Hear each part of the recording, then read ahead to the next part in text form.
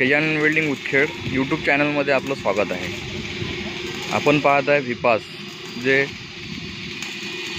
पराठी कपाशीमधील झाडं जे असते आपले ते काढण्याचं काम करतं।